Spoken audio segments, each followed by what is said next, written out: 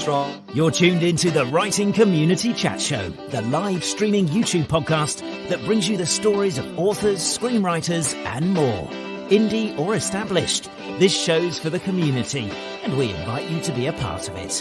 Head to thewritingcommunitychatshow.com for more info. The WCCS. Together as one, we get it done.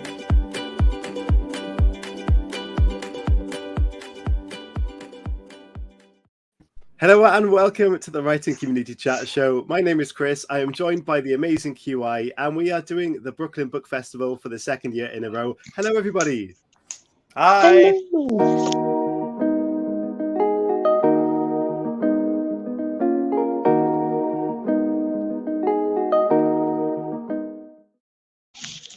So, everybody, thank you so much for joining me, and everybody that is in the sort of forum with me. Thank you for being here, and of course, QI, thank you for setting this up and being a massive part of making this happen, of course. And the Brooklyn Book Festival is an incredible thing. So hello to you all. I hope you're all well. How are you doing, guys? Well, we're doing well. Queer Indie is so excited to be here with the Writing Community Chat Show. We're one big family, aren't we now? Yeah, it's been a while. Me and Ross were just talking about how it seems to have been a while since we've all got together. And actually, I saw a clip of last year's show recently when I was scrolling through YouTube. So it's really cool to see that a year has gone on and that we're all back together. So Halo, how are you doing? Good. I'm excited to be here. It's fun to get the family back together. Yes. Anya, how are you doing? Excellent. I've been looking forward to this all week. And yeah, I've been looking forward to this, to chatting with everyone and interacting with any audience that happens to appear to see this. Yeah, indeed. Wild audience appear. Wild audience, masses. But of course, we're going to talk about lots of things writing and all that good stuff, as well as some other things, I'm sure, in our group that will happen. TT Banks is here as well. How is TT Banks doing? I'm hanging in there. I'm very excited about today's show. I forgot about it all week until about an hour ago. And then I thought, maybe I should shower before I go on camera. We take you any way you come, TT. Yeah. Oh, so sweet. Definitely. AC, how are you doing? Rocking. Love it. Things are going smoothly. They may not be going well, but they are going, and things haven't just stopped. Hey, Claudia. Hello, Claudia. Hey. And finally, across to Ross Young, who is sat there quietly in the corner. How is Ross doing? I was fine until you left me to last. That's just me. Ross, it's always best for last, isn't it? Exactly. It was cruel. It's sweater. I'm kidding. And nobody puts baby in the corner, Ross. Just making it weird, Mario. Oh, brilliant. So, guys, of course, there might be people watching this now or watching it back who don't know what Queer Indie is and QI and what the Writing Community Chat Show is. So, do Mario or Halo or anybody, do you want to explain what QI are and what you get up to? Absolutely. I'll jump in and Halo can fill in the blanks there if she'd like. You are more articulate than I am. Go ahead. Queer Indie was started back in 2020 in the midst of COVID, and it was really formed to be a place where queer lit can come together and allies and a creative space for us to represent all types of writing, and everybody is welcome, and we are just excited that it's continued. We have this website and a list of queer lit and ally lit. We are trying to bring together every part of the creative community under this banner. So did I leave anything out, Halo, there? You did perfect. Everything Mario said. Yeah, I mean, the Brooklyn Book Festival is all about culture and bringing people together to write from all around the world, different backgrounds and whatever that might be. And you guys have a very similar ethos. And I'm happy to be part of your ally group, and what you've done is amazing, and the website you've got is amazing, and I think it's a really incredible thing to bring all those people together and give them a platform to sort of be who they are and share what they've got. So, this show started very similarly in the early stages of lockdown, I'm not sure if it was because of that or how it kind of started in that sense. And it's gone from an audio podcast to a visual platform where we can get together, and we have done many times, of course, and share our stories. So yeah, it's great that you guys are doing what you're doing, and we both complement each other quite often, I think, and it's great to be part of the bigger family. So guys, again, thank you so much for involving me in this as well as the Brooklyn Book Festival Part 2 or Year 2. Brilliant. So let's look at some questions, Halo, that you kindly provided some for us, and I have preloaded all of these. Yes, they're plotting even. So narrative explorations of death and grief. This is quite tricky for me, but first question is, when approaching death in your stories, do you utilize secular and or religious context? Yes. Oh, please explain. Well, I mean, with a swath of diverse characters, I have a couple that are very secular, and some that are even anti-religious, and then some are a little more orthodox. At the end of Her Name is Murder, Grant goes to get an item to place with one of the characters and that item happens to be a rosary. So those kinds of things work their way in, but nobody's really hyper religious in my books, I don't think. When you were putting that in your story, was it a purposeful thing that you chose that kind of item? Yeah, because I had a Latina woman character who passed, and I was like, well, that's a lot of that culture is they're Catholic, so interesting. It's just a thing like that. I'm curious about Ross. With regards to well, definitely in general, and we can talk about that offline, Ross, if you want. But in both of your books, your alternative universe and dealing with death in such a comedic way is so clever. I'm curious about this. I'm really pleased that you said clever there rather than many other.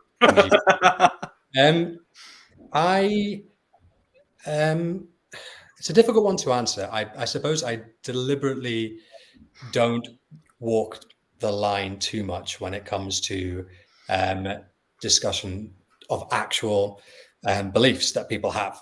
I know that sounds like a strange thing to say, but I'm quite conscious of the fact that I don't want to. There's really, really badly trying to explain this. I'm quite careful whether or not it comes across that way, not to be saying that I think this religion needs to be made fun of or that religion needs to be made fun of, because I don't think that at all. But at the same time, I do steal little bits and pieces here and there, but I try really hard to make sure it's separate for all of those things, because that's kind of the point, and that's kind of the underlying premise is most of the people, and it is revealed in bits and pieces here and there, most of the people that end up in my possibly fictional afterlife don't have a religious belief. The only time that really comes in there is when we talk about the church and I kind of like the idea, there is a church that exists in the afterlife, but how the fuck is that possible? And I really like that. I really like the idea that even when everyone's already dead, they'll still cling to an idea that there is an afterlife, yet they're in, it's a really strange paradox, and it's quite fun to play with. Is why would you make a religion afterwards when most religions are really about, do we continue after we're dead, and is there a greater thing going on? So I'm not deliberately ever poking fun at any specific religion, but I will hold my hands up and say I may be poking fun at the idea of religion in general. I am poking the fun at religion in general, but I'm not non-religious myself. I'm not religious, but I think that we spend a lot of time making sure that people are pigeonholed into certain beliefs and things like that, when really it's got to be a whole bigger spectrum than that, surely. And I think that's kind of a bit of the point that I'm getting at. But obviously, really, I'm just taking the piss most of the time. So swings and roundabouts. Halo, there's a lot of death in your books. So we'll go to you next. In terms of religion, I think Mario has a similar experience in that, like, I grew up in, well, it was kind of Roman Catholicism, but at the same time, my parents were like, if you don't believe this, that's okay, but we just kind of want to give you a community if you need it. So I didn't realize how much kind of, I would say, like, I have a lot of culturally Catholic elements, I think, that have influenced me, but also part of my family is culturally Jewish. So I guess it's like, I understand, like kind of how Russ is saying, the idea of religion, I think, is present in my stories, of that kind of what happens next. Is there something more? Is there kind of a purpose and meaning to it? But I'm not particularly. I also try to, I guess, put more secular or more kind of agnostic principles in it, because I'm more like, maybe everything's right. Anya, what about you? So the spirituality, and more so than religion, hardcore religion, plays an important role in my books. In the Moon Hunters, I made up a cult, and as a way to a cult that worships a volcano god that's misogynistic, and the main character is critical of that, and of course she escapes from that framework, and so she embraces a different type of spirituality, and for her that gives her life meaning, but for her it's not something dogmatic. And sorry if the printer just went off upstairs. That was the microwave, wasn't it? Come on. No, it's I think my husband is printing something. But in any case, and he'll have to come inside, but that's fine. But in any case, for my second novel, religion is very important. The character, she uses tarot cards to talk with her deceased father, and uses it to try to find out why he was murdered. And she works with Loas, who are spirits in the voodoo faith, and they help her solve this mystery. And so spiritualism is very integral to that story as well, and death. And so I think some of the characters in my book believe in life beyond death. They have certain spiritual beliefs, etc., but they're not forceful about it. They don't try to force it on other people. And I think I wrote that because I came from a very strict religious family with a father who's a priest. I got kicked out of that church for drinking wine at a nature festival. And yes, I know, how terrible. And that the priest who excommunicated me later got defrocked for several other things. And so I actually used him as a reference point for the antagonist in my first novel. So long about way saying that, it does really reflect some of these spiritual things, but it's also anti-strict fundamentalism. I think I'm in my kind of writing, I'm really naive. I don't even go that far to think ahead of time, like what those characters might believe in terms of their religion and that sort of thing.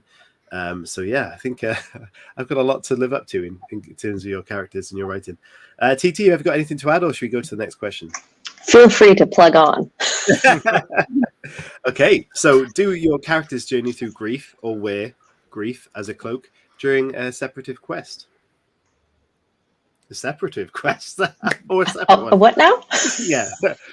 So, TT, do your characters, when you write about your characters, go through traumatic times, do they carry that on with them? Do you kind of realize that as a writer, or do they just kind of... I think that all characters have a certain amount of grief that they are journeying through, and I definitely write that journey. And that helps with character development generally. Hello. And then about wearing the grief as a cloak during a separate quest? Absolutely. So the answer there is yes. Yes to all. I check that off. Sure. Great stuff. Good answer. Anyone in particular, do you kind of lean on that at all? Well, the latest Her Name is Murder book, Magical Manhattan, has a character that is the antagonist simply because of the grief they're going through. So that, so yeah, sure. Do you have any tips, AC, then, for someone who might want to write a good antagonist that is kind of going through a grief process and using that to become more of an antagonist? You have to, just kind of put yourself in that space. And we've all had, sure, you may find somebody young who's not had a big griefful moment in their life yet, but I think most of us have experiences we can pull from to put ourselves in the shoes of someone who's hurting, someone who's sad, or someone who thinks that, oh, well, now that this person's gone, there's no point for me to not throw everything to the wind to get whatever I think is right now. So it's kind of, so that character kind of becomes an ends justify the means kind of person through this grief. So basically, Kylo Ren. That's emo Batman Darth Vader Jr., right? Exactly. Yes. Okay. But yeah, I see what you're saying there. Mario, were you adding something? Yeah, I was going to say that grief can take many forms. It doesn't actually necessarily have to deal with death, but I think in just knowing all of your books, because I've read them all, we dealing with loss of any sort is really part of the grief experience. And in my books, we, some are memoir and some are fiction, but all of them, I'm sure you can hear the drums in the background. Can you? Indeed. You've got a whole circle there. I want to get my guitar out. Yeah. But I mean, loss, the grief over the loss of a dream, the loss of a love, the loss of a person that, in death as well. So I think, in a certain sense, it's a quest for a deeper meaning in my books. And I think certainly in most of the books here that there's always trying to find meaning in this loss, meaning in this grief, whether it be the loss of a person or a loss of a love or a loss of a dream. My characters tend to use grief as a way to get justice or revenge. They take it and hone it like a weapon in many cases. So is that kind of influenced by personal experience, Anya? Not really, I don't think.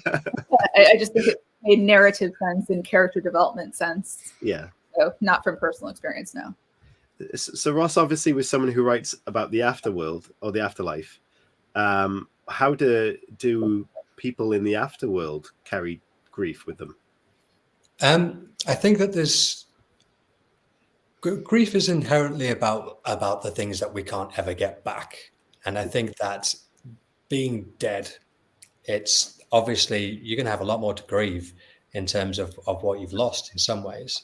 And I think that part of the reason why we have why I have that city full of the dead is because whether or not it's very apparent is because they're all in the same place, and so they should be able to lean on each other. They don't because they're dicks, but they should be able to lean on and I think that one of the things that I've tried to do, and it really goes back to what Mario was saying, is that there is grief of another kind, and I tried to include that because I think that's important, because some of the people that are in this afterlife were never people, and they were hopes and dreams and the things that we wanted to happen, and that enough people wanted to happen and didn't, and so they died. And I think that was really born out of my attempt to reflect what Mario was saying, is about there's a lot of grief involved in not just losing someone that we love or care about, but also in losing those things that we know we're never going to have, we know we're never going to achieve. And that's reflected quite strongly. I mean, it's a difficult thing, grief, and I think that everyone deals with it in a different way, and we need to reflect that in our characters. As TT said, you use that for character development, and a real character needs to have felt grief, pain, and loss and suffering. We know we make them suffer. It's fun for us, but it sucks for them. But that's the point. So I think that grief is really, really important. But I think that possibly the strongest example of that I read recently was Halo's most recent book, where grief is a fucker. And I'm sure. Can you explain maybe something? Are you talking about Bob? Thank you, Russ. So I was gonna say I loved how you do the kind of where hopes and dreams go to die, because like you and Mario said, that is a huge part of grieving too. My whole life. All of my hopes and dreams have died, one right after the other. I thought that was like a narrative overlay. You should do trailers for movies. So yeah, I have a main character who's a psychopath because that's apparently all I can write. And he loses his wife, and it causes him to just go batshit crazy. And I think that it's a way, like, when you have grief, it's like Ross said, it's something that you can't get back, but you want to get it back. So you want to be proactive. You want to do something because you can't do anything. So he goes on, the killing rampage, torture, fun, and everything. And I think, part of where that came from is I tend to watch a lot of action movies where a lot of like shit blows up and it's all fun. But I thought, it's funny in the movie, like you'll see, I know it's a surprise, right? They'll have like someone will be, I don't know, let's say racing a car and then it blows up and someone's like boyfriend dies and that's like a catalyst. But like they don't lean into that grief that much. It's kind of more of an excuse to go blow more shit up. And as much as I love blowing shit up, I thought it'd be interesting to really kind of go into that. Like, what does it mean to grieve? And what does it mean to be in that stage, instead of just being like, oh no, I'm so sad. And now we're going to go blow up a skyscraper or whatever, which is all fun and good too. But Brilliant. Great stuff. We get to have the blowing up of skyscrapers anyway. So Yes. Yeah. FYI, from the start of the show, there will be swearing in this, of course. I was going to ask, are we 18? Are we 18 plus? Because I heard now. fucker and shit already, so I was very confused. I feel liberated though. Yeah, I think Ross popped that cherry. Yeah, he did. He did. I have listened to this. Yeah, sorry. I'm really shocked by all of you. This is just so inappropriate. I'm so sorry. read the first page of any of our first books. I'm pretty sure we're all there with the word fuck. Yeah. Do you know what? It's been a while since we've got together on the show, and there used to be a lot of swearing, and there's been quite a long time without swearing, and it's back already. We're like, pull out the big guns. Yeah. It didn't take long. Literary treatments of trauma and tragedy, section 2, whatever it is. So what is the hardest or darkest scene you've written? Here we go. And how did you prepare for it? And I'm guessing in a writer's sense and a mental sense. Who wants to go? Come on, I know there's darkness in there. I could talk about it because it's just recently written. I have a new book coming out in December called Tilting Toward the Sun, and it follows two characters from the 80s through to present day, and it's two gay characters, and they live through the AIDS crisis. So there are a couple of significant themes there. One is obvious, the dying of their very community from which they come, but also that survivor's guilt that many experienced post the crisis. And one of the most difficult scenes to write for me was when the character's best friend dies, and it's a brutal death. And all I could say is, well, I drew from lots of personal experience because I'm of a certain age where my community of friends were hit very hard by the AIDS crisis. And I even to this day, when I read over that section, I cry. And so, I dug into that grief that so many of my friends and I experienced during that time period, but not just to show it as loss, but as a way of transformation. And I think Halo kind of touched on that in what she said earlier, is that, what we do with these dark scenes and these dark experiences in life is what really defines them, not the scene themselves. Mm-hmm. So yeah. Oh, you're mute, Chris. I was just testing you. Does anyone else have anything to add to that? Because obviously I know a lot of our stories involve darkness. the glorious side of that. So does anyone have any sort of specific ways they deal with that at all? There was a scene where one character's husband is murdered in front of her, and then she gets raped by the murderer. Wow. Which, yeah, that was in the Garden of Stone Houses, and that was a hard scene to write. There was no personal experience with that type of scene, of course, but then I was going through, I have an anxiety disorder. So then I was going through this thing where I was like, what if my husband ever dies? I'm like, I'd want to die too, which is, no, seriously, not, I wouldn't hurt myself or anything, but it was more like, you know, if he died, I don't think I could live with it. And so I was kind of channeling that anxiety into writing the scene and all of that, those fears and whatnot. And so that was it was a really dark thing to have happened, but the character had to die for the whole thing to make sense. And so the scene needed to happen, but I kind of went into the anxiety hole, as it were, for it. Okay. So anyway, but I try not to take it too brutal, if that makes sense, not too gory, because then it becomes sensationalistic. So it was hard in that respect. Halo would know nothing about that. Yeah, she doesn't like anything to be gory and brutal. I mean, necklaces and all made out of intestines. That's totally off for radar. Cool. Bloody Pups and Sunflowers in Halo's books. I don't know what you're talking about. It's like advanced Care Bears. Yeah. Demonic characters. So I'm gonna bring it back up just before we get another a low in terms of writing there. Sorry, Fly getting at me. Van's left a question, and she said, "What writing piece has given you the most satisfying, memorable high?" Which I think is a really good contrasting question. Anyone? Very depressing. It's all really dark here. I can get that. I think so. For me, there's scenes. I won't give anything away, but at the end of The Heartbeat of a Million Dreams and at the end of Echoes of Blood, both of the cast of characters go through a lot of darkness, and I went into like the depression hole, as like Anya said, she went into the anxiety hole, so it was like really hard to write those scenes.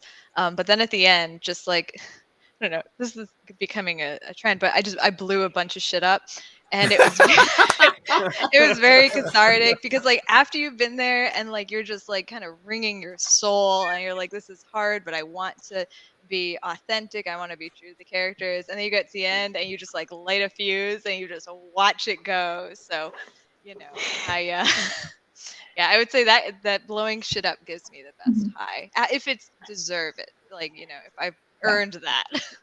Okay. Interesting.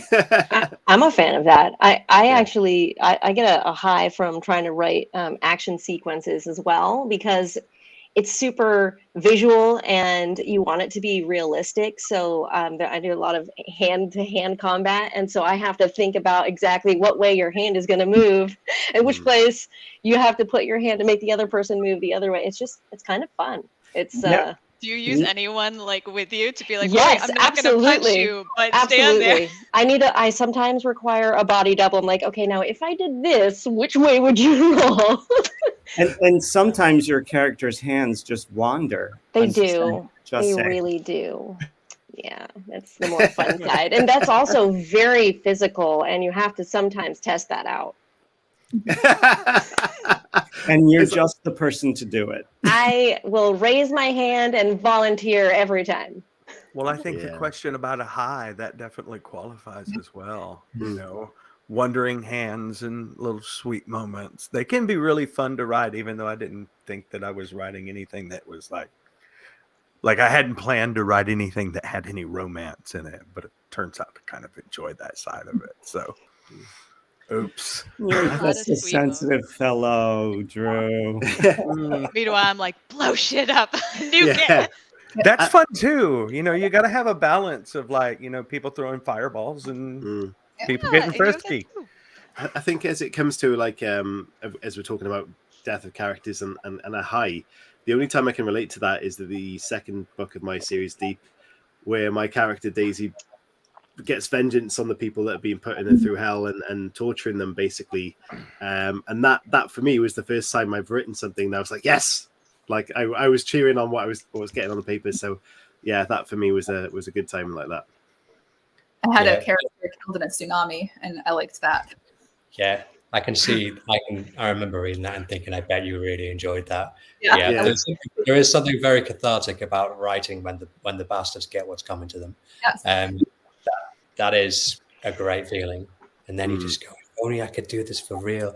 Yeah. That's not normal. That's not normal. I didn't think that at all. I summon wind and rain. Yeah, that's somewhere else right now. It's terrible. Yes. Okay, so have we did that one? Yes. Does hardship break or build your characters, and in which ways? You got to break them before you can build them. Mhm. Do you build them back better? You can? Nice. What did I miss? Oh, it's cool. Zoom. Yeah. I guess I could jump in. My characters, I think the trauma always builds them up. The heroes, anyway. The other people we don't care about. We want them to get just desserts. but yeah, no, I think in all of mine, like even in Letters from Italy, that one's based on my parents, and every difficult experience they had in their lives helped them to deal with the next phase of their existence. And so I definitely think that trauma, I think it's a choice. We either take what's given to us and let it destroy us, or we take what's been inflicted upon us and it makes us stronger. And that's also one of the themes in my writing. And I always pull from personal experience, even if it's fiction, like somebody's personal experience. So, but I mean, dude, I'm pretty sure all of us, even people I've had on the show multiple times, always that question creeps in: how much personal experience do you put into your work, and that versus the academic route? But I'm pretty sure most of us use personal experiences. I mean, is that the case for most of you? Uh-huh. Oh, yeah. Yeah. Has there been something that you've used personal experience wise that you were kind of apprehensive about putting into your writing because it maybe made you feel a little vulnerable, perhaps? Not that I'm prepared. Mario's nodding. No, I mean, you don't have to talk about that, of course, but it's one of those things, isn't it? I can say I put in the risk cycle, especially a lot of mental illnesses in my stories. And where I grew up, not my family, but kind of just living in small town America, in the 90s and 2000s, it was not discussed. So it was hard for me to be honest with that because I was so used to kind of hiding it. But then once I started putting it in and got feedback from other people being like, oh, I feel this way too. It ended up being very, rewarding. I think sometimes taking that risk really pays off, and that you find other people who feel that way too, or have been through stuff. Yeah, I was going to ask that off the back of your answer, whether you'd had feedback of people that related to it. And of course, you just answered that. So it's really interesting to see that you do get the feedback and it's kind of a positive reflection. Yeah, well, for stuff like that, not for stuff like, I like necrophilia too. Bad feedback. Don't do it. I'm like, oh God. Was that a genuine review? No, Oh, okay. not yet. Oh. I have not gotten that review. Actually, everyone's always like, too far. Did you just say not yet?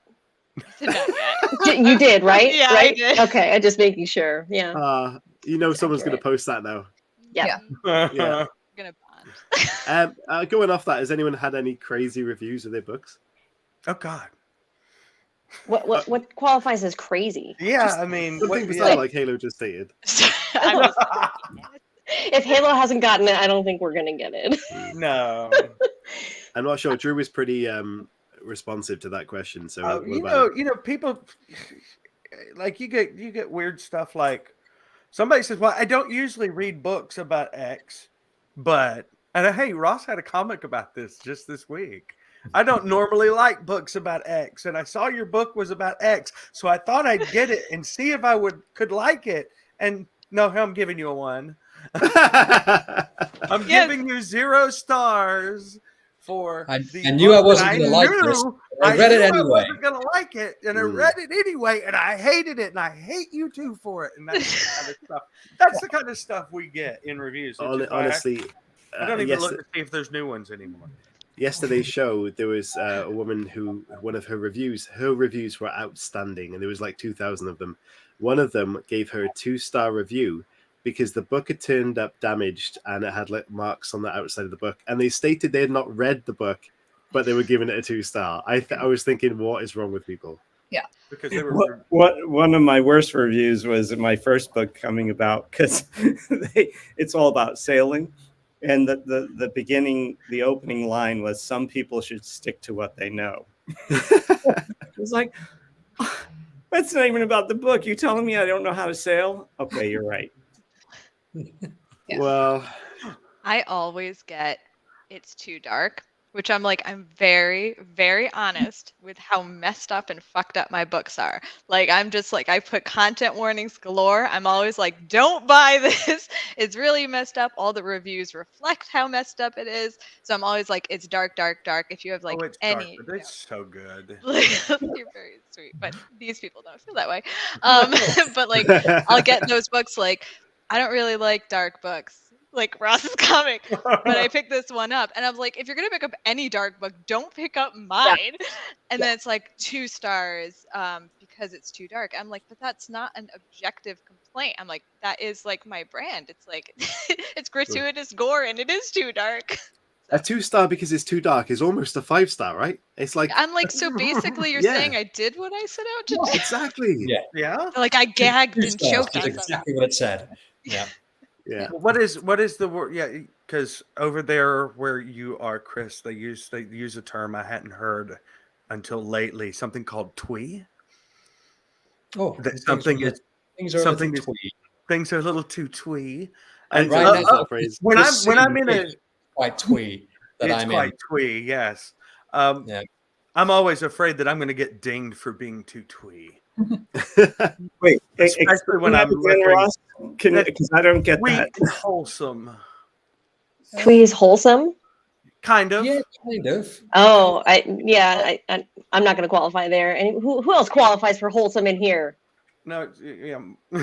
Just you, buddy. Just you. Yeah, well, I mean, I try to get a little. I try to make things a little darker sometimes. But It's kind of like it's light. not my natural state. You'd of see, being. think of like the English tea houses and cottages, and that. Yeah, it's a really hard word to.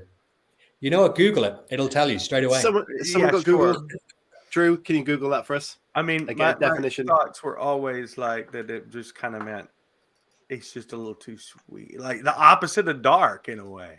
No, my It's Google. sweet, My just- I couldn't He's got open it. my browser because my browser's here. Excessively or affectedly quaint, petty, pretty, or sentimental. Yes. Ooh, No, that Tea. pretty much. Yeah, I mean, I'm definitely walking Twee, that not line. tea.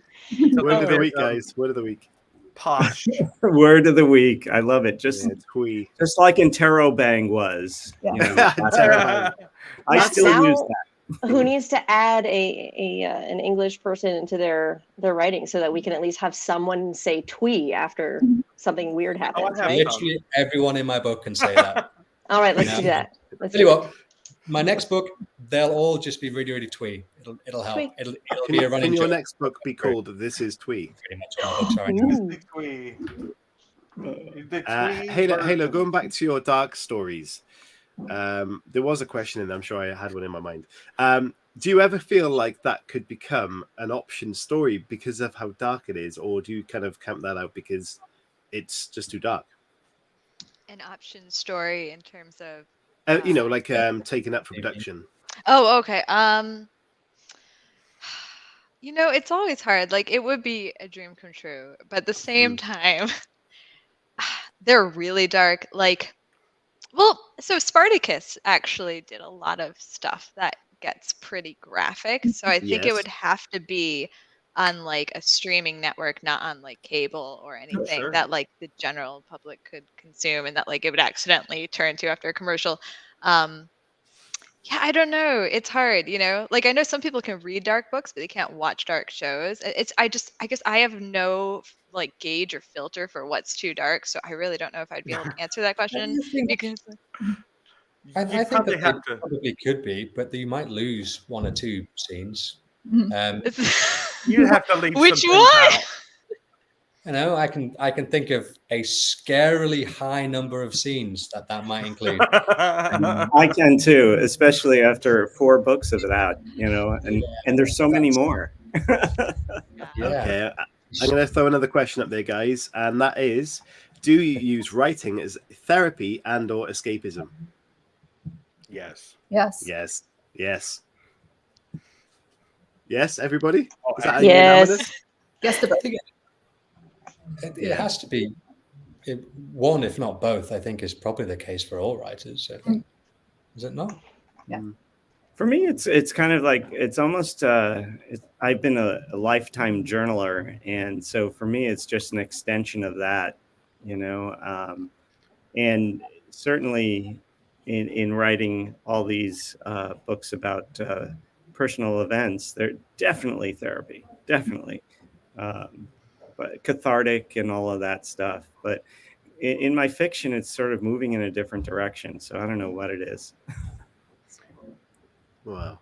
Yeah, I think you're right. For most people, for this show, for the writing, for everything that a lot of people get into in terms of hobbies, whether it is creativeness or it's sports or anything activity-wise, I think it is used to kind of de-stress, be creative, and just, you know, get your life moving in a different direction other than to focus on work and bills and stress. So I think, yeah, for most of us, that is the answer. I guess a question I would have is, does anybody find that when you're in the midst of writing a scene or a book that you carry these people, these characters into your waking world throughout your day job and all of that stuff? Does anybody feel that those people are living with you? Oh God, yeah. I mean, I think so. if my mind is not having to be focused on one thing, it's in something that I'm creating and thinking about it. And, you know, people are like, oh, I hear about people's processes, but part of mine is I see the scene happen before I go write it while I'm daydreaming. You know, those things definitely stick with me. Yeah. TT?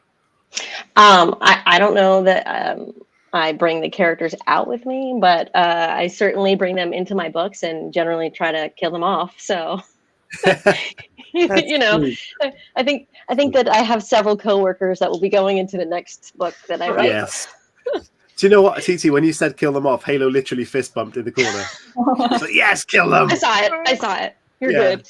We're on the same page. If I could jump in, I'm actually curious because like I tend to write things very direct. Like if a character is angry, they go and have a rage fest. But I like how in Ross's book, Detective Blunt has been through a lot of shit, but he doesn't. It's not a direct line of like, you know, he feels this and then he goes off and like, well, I guess they're all dead, but like, you know, goes on a killing spree and stuff. And I think it was interesting how you made him kind of crotchety Closer yet to a normal caring. person. What made you decide to, I guess, make him like, I love how he's cranky and yet he does care. He's like, I don't care, but I guess I care. That's kind of the whole point of him. I think that we all know those people who are curmudgeonly. I love the word curmudgeonly. That's a good word. Who are, they appear to be really miserable and they're angry at everything, but you know that they're the nicest person that you know most of the time. And I think that's just very much used to be the sort of person that you would call a teddy bear and stuff like that, even though you know that they could be equally terrifying, but they'd only really be that way if they were pushed that way. I think that we all know people like that, and I was drawn on a lot of people that I know when I kind of started thinking about Blunt. He was very much fully formed on the page. There wasn't a lot of thinking about what would he do here. I know exactly what he is. And I think that's quite nice. And you know that about some of your characters, and other characters you kind of work out and their character gets revealed to them as you through the process. Sometimes even in editing, you suddenly realize, no, wait a minute, that's why you're a dick. And that kind of thing. Very interesting. But on what Mario was saying, it just gave me a really strange thought. If you carry characters with you all the time. And we all know that, and hopefully I'm not alone when I say this, you come with a lot of ideas when you're like in the shower and stuff like that. Does that mean that I'm showering with all of my characters all the time? And If you're lucky. Shower with them? That's weird. It's just a strange thought. Well, if you're showering with Grimm, it's a little bit scary, though, Ross. I gotta say. Yeah, No, you might want to get boned. Anya, would you say that as in general terms, authors are good judge of characters in real life? Ooh, great question. I think authors, sometimes we have instincts because we can create personalities and maybe recognize them. But I think that sometimes for people who put up an artifice really well, that they could deceive anybody. So I think authors are more perceptive because we're used to looking at people, picking out their traits and using them in characters and creating whole personas and whatnot. But there are tricky people out there. And I think anyone can be deceived by some, if that makes sense. Okay, yeah. Okay. Yeah, I'm sorry. You made me think of that. People are always asking me, is this you in the book or is this so-and-so in the book? And I'm like, they're actually a composite of like a ton of people. Do any of you pull in lots of different personality traits from people you know and put them into your characters? For sure, especially the psychopaths, because you want all of them in one body, and then it makes it a crazier human. It's easier to kill them then too, right? And it feels really good when you do it. I know. Yeah. And for people I dislike, I'm like, fuck you. You're becoming a character or part of a character, and that's my way to make myself feel better because I can't go do something physical. I would never harm someone like that. But I feel like I need to be nice around all of you guys. Next time You I should. get mad at somebody, I Yes. might just mention that offhanded is like, you're so going to be a character. yeah, Like as a warning or like Yeah. a display of unhappiness. I'll be on customer service. You're going in a book, buddy. Yeah. I used to say you're on my list, but now that list is actually, it has a place. Yeah. And so, you're on the list. Yeah. That's a great way to do it. Definitely. Let's have a little look. Okay. Which scenes that you have written have made you cry or laugh or cry? Anyone? It's a tough one. Go on, Titi. Okay.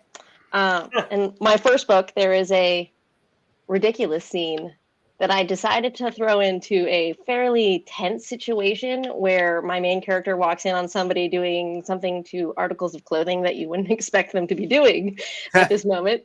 And I definitely laughed, and I write out in public, and I laughed barkingly loud out in public as I was writing this, and this person jumped out of their seat, and beer might have gone in certain places. I don't know.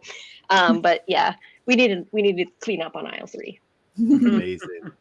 Please explain to me, why do you write outside, Titi?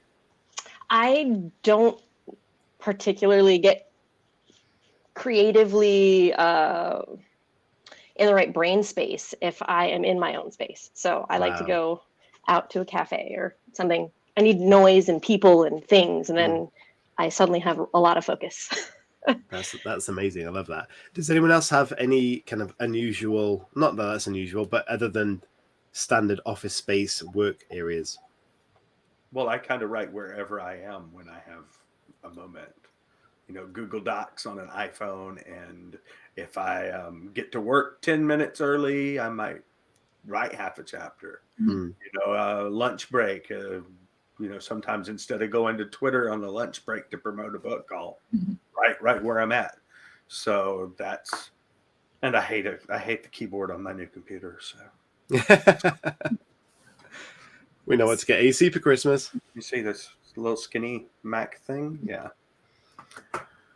Amazing. Sometimes when I watch TV, I'll be writing and editing as we're watching something because I like to multitask like that, or sometimes outside at Starbucks. So yeah, I also like sometimes just getting out of the space, and occasionally, I'll just go outside somewhere and as long as there's Wi-Fi. Yeah. Mhm. I'm going to ask this. Or I feel like Ross, you're right in the shower, you know, with all your characters in the shower at once. I'm going to make sure I get this question in because it's one of the bigger ones, and we've got 10 minutes left, so we'll have plenty of time to answer it. So, what diversity do you incorporate into your stories? For example, race, sexuality, allies, neurodivergence, or neurodiversity. Anyone got an answer? Well, on this was something that I thought about this week while we were getting up to this meetup, is that everybody here has that potential to take a taboo, as we're talking about taboos, and turn it into a character, an idea, a part of a story, and try to take that thing that maybe some parts of polite society look at and go, no, I don't like that, or some parts of not polite society, whatever you want to call it, and take something that is a subculture and shove it into the front and use that for a story. There's not a better group to discuss taboos in literature than this group, because we all have some diversity. We all have open-minded story kind of telling principles, and we are willing to go the extra mile to include people. It was kind of like when Anya and I were talking a while back, but when she was preparing Garden of Stone Houses, is, you know, the trouble she went to get maybe not trouble, but the lengths she went to make sure that her work was not offensive to certain parties with sensitivity readers and things of that such. You know, it really impressed me. And like, we're all kind of on that forefront. And if we were a little bit more popular, we'd all be getting banned right now, which is why we have to band. We have to band together and be opposed to that as publicly as we can be, because banning books is awful. Okay. AC, that was a fantastic description of everybody here, and thank you for saying all that amazing things. And off the back of that, Anya, when you use sensitivity readers, is that what they're called? Yes. Yes. Can you please explain, because there'd be a lot of people out there, including myself, only recently discovered kind of what these were, how you use them and how to access them if possible? Sure. So in the Garden of Stone Houses, the main character, she finds out that her father was actually enslaved, and when he met her mother, who's Irish, and so there was the interracial relationship. And also the main character there, she was gay, and I am not gay, nor I wanted to make sure that I also treated the racial issues there sensitively, because I didn't want to write something that would offend people. So I found a sensitivity reader. I actually went on Fiverr. My publisher did some sensitivity reading too, but I went on Fiverr and I found someone who was a member of both communities, and I had her read it, and she had some suggestions for how to not make it exploitative.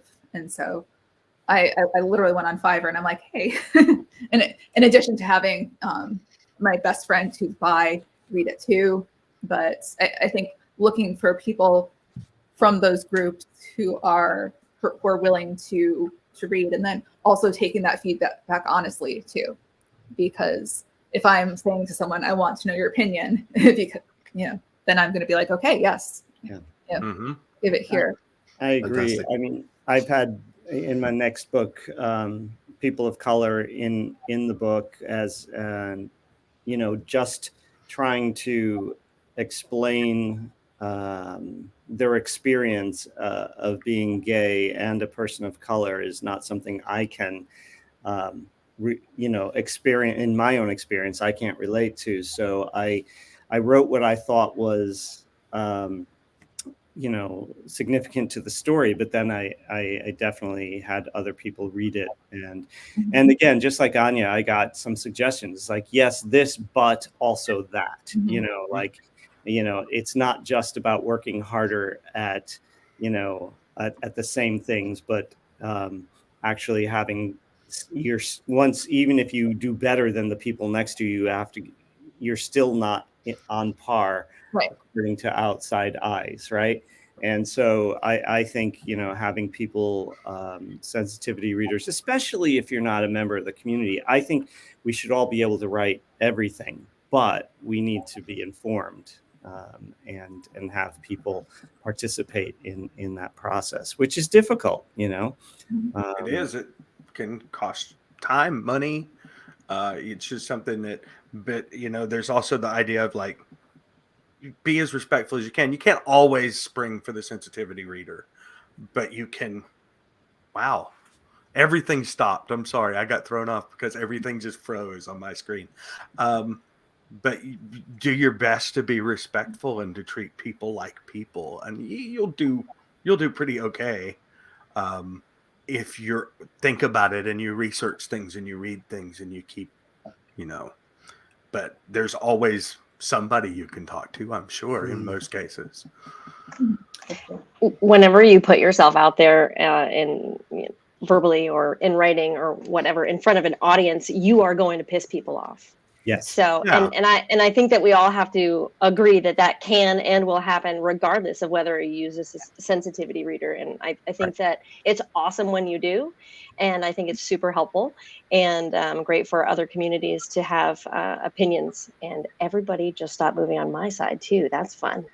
Except for Chris. Hey, buddy. You're nodding. Hey, I'm not. Everyone's moving on my screen. Don't stress. We are in the simulation. Yeah. Oh dear. We're all in the Anyway, Matrix. I think sensitive readers, yay! But also, sorry, y'all, if I pissed you off.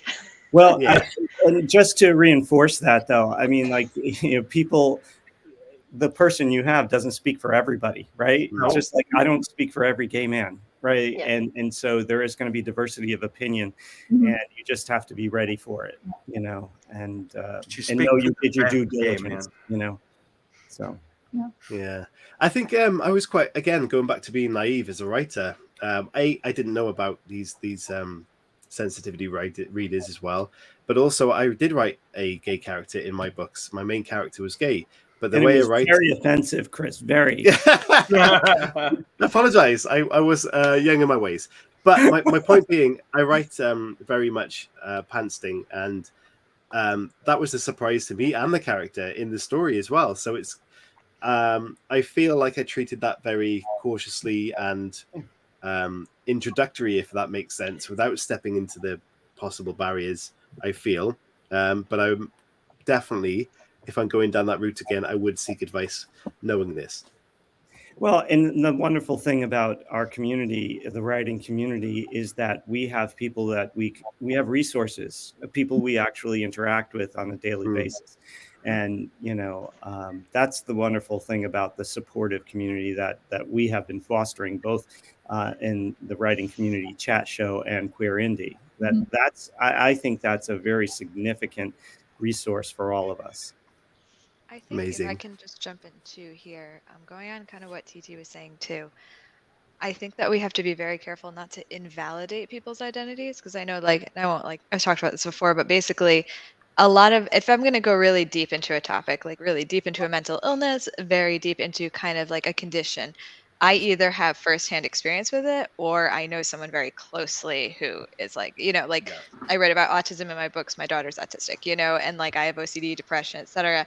And I've had multiple people tell me that I should have gotten a sensitivity reader because I'm not portraying them correctly. So I think we have to be careful not to do that, because I'm like, that's like, those are the only areas I'm going to be not insensitive in, but like go full out and really try to be raw and gritty are areas that I know, because I wouldn't want to offend someone, you know. And I know that I've read an article where a lot of people of color in the queer community have the same issue, where they're told basically like, oh, you're not representing what it is to be BIPOC and gay. And they're like, I am BIPOC and gay. This is my experience. And to realize that everyone comes into both of these communities in a different way. And just, I think, asking questions before we start like lighting the torches and getting the pitchforks, you know, because you could really offend someone who did go out on a limb and did take a risk and did say, you know what, I'm going to write my truth. And then you telling them that like, oh, you're wrong, I think is hard. And I think part of it comes from a lot of Hollywood and a lot of like books still in the mainstream might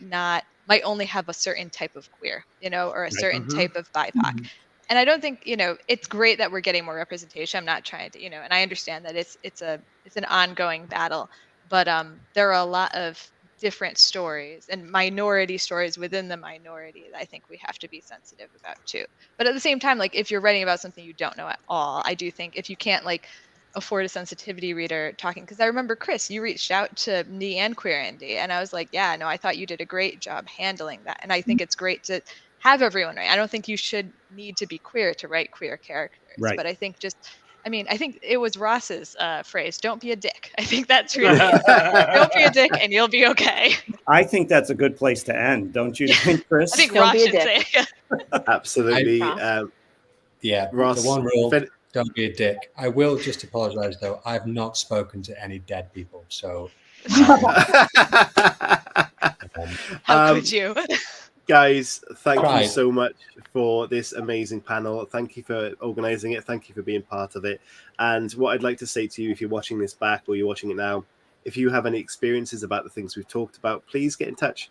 Hit us up on socials, any of us here. I'll leave links in the description, or send us an email at thewritingcommunitychatshow@gmail.com, and we'll pass the info around and we'll get back to you if we have time to do that. So thank you for tuning in. Thank you for doing this, guys. And from us, it's goodbye. We're all done. The hour's up, and celebrate the rest of Brooklyn Book Festival.